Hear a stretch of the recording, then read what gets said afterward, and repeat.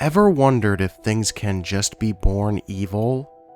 In this enlightened age of ours, concepts like good and evil are often painted as outmoded, archaic even.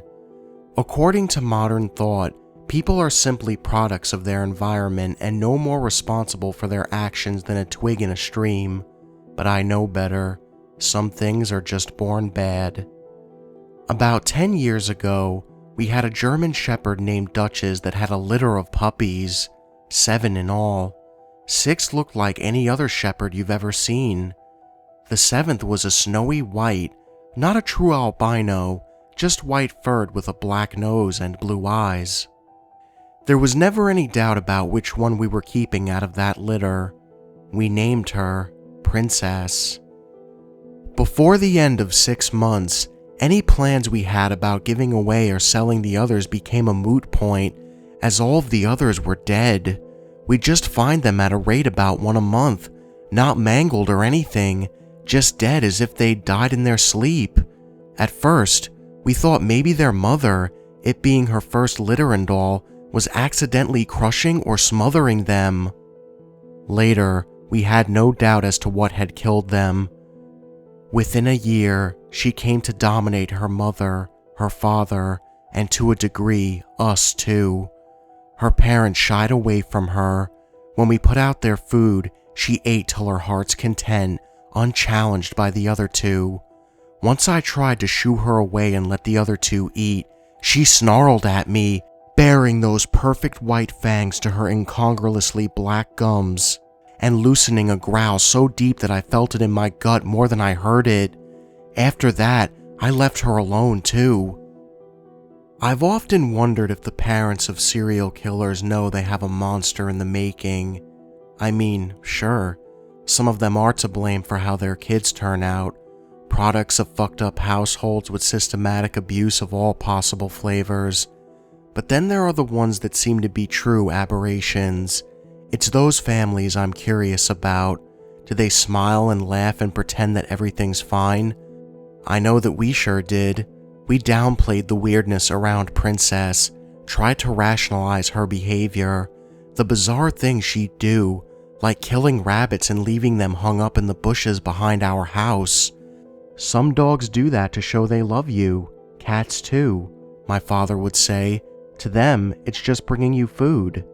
Princess, just like her mom and dad, was well looked after and never hurt for a meal, so it wasn't as if she was hunting for food. Her innumerable kills were always untouched. No, the only thing I ever saw her eat was a kitten. We had some feral cats in the woods around our house, and one mama cat had a litter in our tool shed. Feral really is stretching it. Most of them were tame enough to be petted. This mama being among them. I returned home from school one day and headed around the back to look in on them. The door to the shed was open, and inside I found Princess, her jaws pink from her feast as she devoured that last kitten. Her beautiful blue eyes never left mine. The mama we found displayed on what I'd come to think of as the rabbit bush. The tipping point came that same year when we found her father dead. He was the best dog we'd ever had, that we ever will have. We woke up one Saturday morning to find him in the backyard lying dead, without a mark like so many rabbits before him. I can count the number of times I ever saw my father cry on one hand. That was one of them. That was also when we found out how she killed so cleanly. She strangled her prey like a jaguar. The fur at her father's neck was still wet with her saliva. We spent that morning burying that good old faithful dog, and then he sent me and my mom away on some pretense. No words were spoken, but there was no doubt what he intended to do. I'm sure that there are some of you reading this that will find the notion of putting an animal down to be abominable, but what other options did he have, really? Take her to an animal shelter? Give her to some other family? Who could do that and go to sleep with a clear conscience? As it turned out, we weren't getting any sleep that night regardless of our decision. We spent that afternoon at my uncle's house. Once when I came in from playing to get a glass of water, I overheard my mom telling my uncle that she sometimes wondered if the dog was possessed or something. I'd sometimes wondered the same thing. Later that evening, not long before sunset, we got a call from my dad. Apparently, the deed was done. By the time we arrived home, he'd already washed up and changed clothes, but there was little he could have done to hide his wounds, even less to hide the haunted look in his eyes. Both his arms and one leg were bandaged, and that was bad enough, but what stuck with me all these years later was just how terrified he looked. It wasn't until I'd actually been through combat that I recognized that expression. It's how a man looks after they've stared death straight in the face.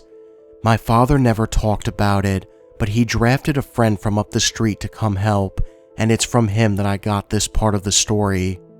Princess was many things, bloodthirsty and evil chief among them, but stupid wasn't among them, in that, if nothing else, she took after her father.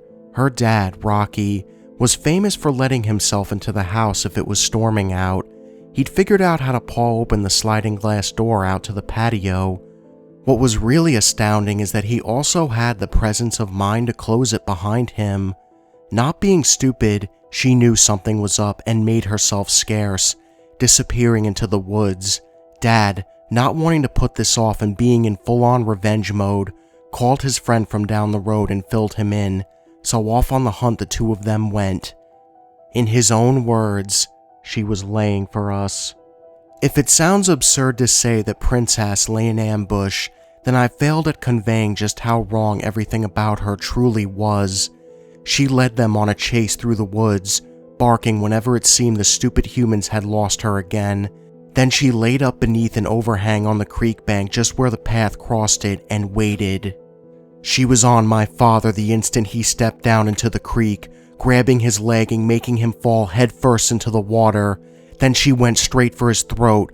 My dad had already lost his rifle at that point, and he grabbed her by both hands to try and fight her off, wrestling with 115 pounds of teeth, claws, and muscle in 1.5 feet of water, Princess savaging his arms all the while. At some point, he managed to work his legs up between him and the dog and kick her away from him, providing his friend with a clean shot, which he took, catching Princess through the chest. He put a second round through her head point blank. He then helped my dad back home to the emergency room, telling him he'd go back to see after Princess once they'd got home. She can rot where she is, was all my dad had to say on that subject. After they got back from the hospital, our neighbor went back on his ATV to pick up Princess for burial. He was a dog lover like us, and it just didn't seem right to him to leave her. If he'd spent as much time tiptoeing around as we had, he might have felt differently. She wasn't there, he said. No blood trail, nothing. He also said that after he had been there poking around for a few minutes, he noticed something strange. No birds. It was dead quiet the way the woods sometimes get right before a bad storm blows in. Wisely, he got right the hell out of there. That night, Duchess came pawing at the back door wanting in, something she'd never once done in all the time she'd been with us. And I had a dream. In it, I was playing football in the backyard with some buddies and ran over to where a bad throw had landed near Rocky's grave. As I reached for it, Princess's head shoved up out of the ground to grab my hand. I woke up with a jolt and was promptly scared of roughly 10 more years of my life by the silhouette of a German shepherd in the hallway. It was Duchess. Of course, she was sitting in the hallway whining and wagging her tail nervously. She was looking back toward the front of the house. I walked over to her and placed my hand on her big doggy head and said, "What is it, girl?" That's when I heard the distinctive sound of claws on glass. Something was pawing at the patio door. Thoroughly terrified, I grabbed Duchess by the collar and dragged her along with me to my parents' room, shutting the door behind me. I was 14. I was terrified, but even in that terror, retreating to my parents' room wasn't just for the security of my mommy and daddy. That's where the guns were. I woke them up and told them what I had heard. "Oh, sweet Jesus," my mother said. Dad got up and locked the bedroom door and said, Y'all lock yourselves in the bathroom." I heard the patio door slide open. If any of the rest of us had any doubts about what had just come into the house, Duchess sure didn't. The only thing she'd ever feared in this world was her own pup. A deep rumble of growl vibrated in the floor beneath our bare feet, and Dutch's bladder let go as if on cue. What followed was a 6-hour exercise in pure terror, punctuated by snarling attacks on the bedroom door, crashes throughout the rest of the house as Princess found more things to break, whispered prayers from my mother, and litanies of curses from my father as another of his attempted forays out of the bedroom were thwarted. We were without a phone. The one on my parents' nightstand was dead. We'd later find the phone line to have been ripped out of the main box. My mom suggested that we try to make it to the car and above and beyond everything else. It was my father's response to that idea that really scared me. Of the three of us, he was supposed to be the rational thinker, but what we got instead was, "Honey, I think that's what it wants us to do." As the world through the windows turned from black to gray, a quiet fell over the house. Mom and I watched through the windows, craning our heads in an attempt to get an eye on the patio door. But try as we might, the best we could manage was a view of most of the patio. More than enough concealment for a dog to sleek in or out, even a big one like Princess. After an hour of silence, my dad quietly opened the bedroom door. I remember thinking what a useless gesture at any attempt at stealth was. Dog senses are so much more acute than ours that he might as well have fired a 21-gun salute. Dad stopped in the hallway and shooed me back to the bedroom. "Don't come out until I say, okay?" Carefully, he made his way through the house to the patio door. We heard him shut it before he shouted back to us to stay in the bedroom till he told us to come out. Through the door, I could hear him moving around and what seemed to be him dropping things into a garbage bag. After about 30 minutes, he gave us the all clear. What greeted us was a disaster. Ripped up cushions and pillows, destroyed furniture, shredded papers and books all over the floor. But most terrible were the smears of gore all over everything. My mother wondered aloud what she dragged into the house. Grim-faced, my father did not answer. He simply turned and headed out the back to bury Rocky for a second time. We cleaned up as best we could while Dad drove down to our neighbor's house to make all the appropriate calls.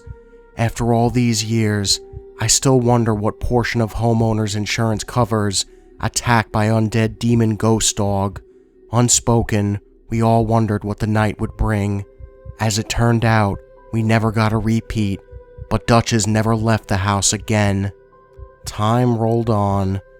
Occasionally, we'd find a new present on the rabbit bush, just a friendly reminder, another token of Princess's abiding love. About 2 years into college, my dad called me to tell me that our neighbor had passed. Heart attack in his sleep, the coroner said my dad. But what we were both thinking was, not a mark.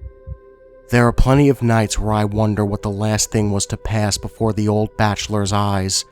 I can guarantee you it stared right back. I've seen firsthand how it feeds. Not long after that, my folks put the house up for sale.